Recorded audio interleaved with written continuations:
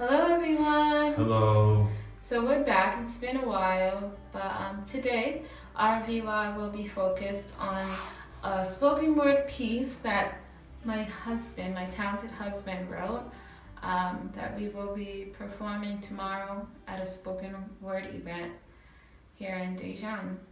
Yeah, the piece was inspired by the recent events that took place in our home country of the United States, and there's just been so much going on, not just in the United States, but just around the world, and I really felt led to say something. Oftentimes we see what's on the news and we see all these crazy, tragic events, and we stay silent because we think our voice doesn't matter. It's almost easier to be silent as well, right? Yeah.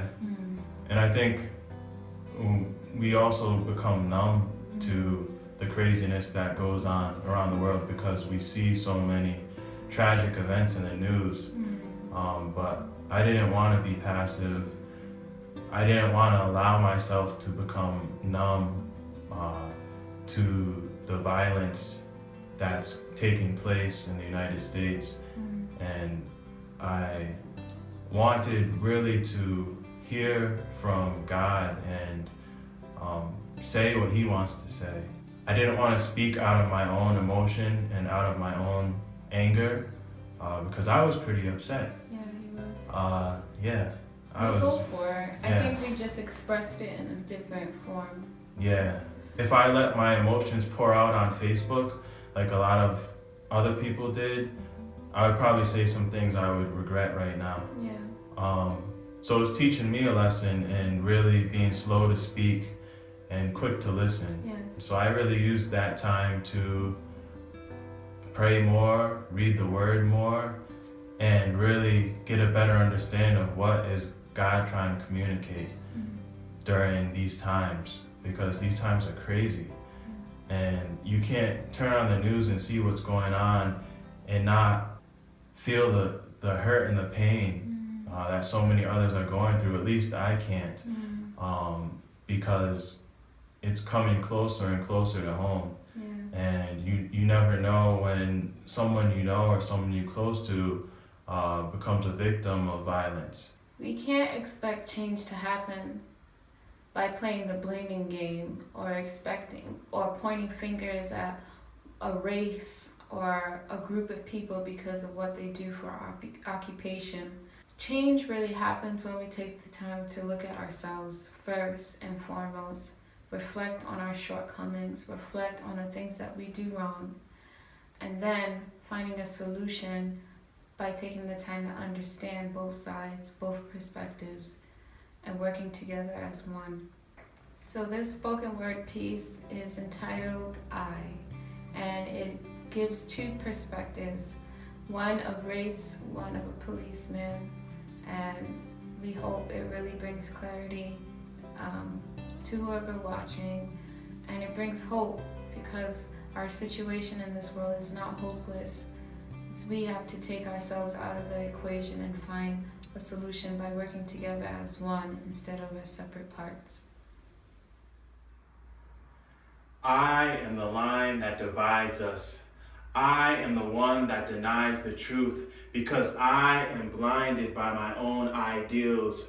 I am blinded by my own idols. I am blinded by my life is what matters. Yours is secondary. That's why I can take yours. Have no remorse while you bleed. Escape on paid leave while your family grieves and not feel the need to admit I was wrong.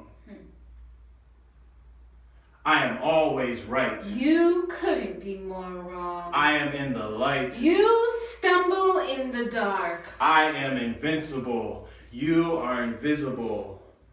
That is, until I am afraid. Now I see you. And you scare me. 'Cause I don't know you. I only know I. And you and I are not the same. No. You and I are not the same. I raise my fist and say, fuck the police. Because I feel targeted. I raise my gun above my badge because I feel targeted.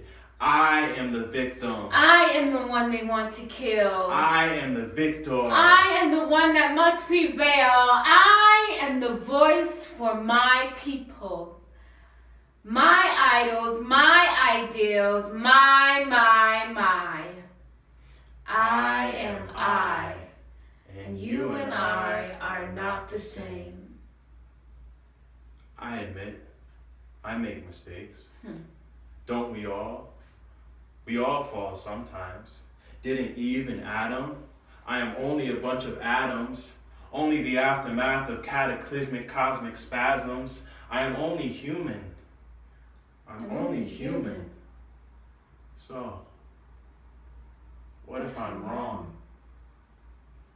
What if the only thing I am is guilty? What if the greatest crime committed in mankind is I, and the only true I am is God? Is that why I fear death? Could it be that every breath is a threat, telling me I deserve it? Because it's I worship. It's I that murders. It's I that takes truth, manipulates, and perverts it. What if the truth really can set me free? Free from the bondage of I. Free from the father of lies. Free from my idolatry. Free from this death penalty. I gotta be free. Then maybe I can see that you and I are less different than I thought. We both have deceitful hearts. We both have been wounded and scarred. We both have an identity complex that makes us think we're much better than God. We both need help. We both need a savior. We both need someone to change us, to alter our behavior. We've both been loved by the Creator. We've both been loved by the Son, the one who gave up who he was, because he saw you and I as one.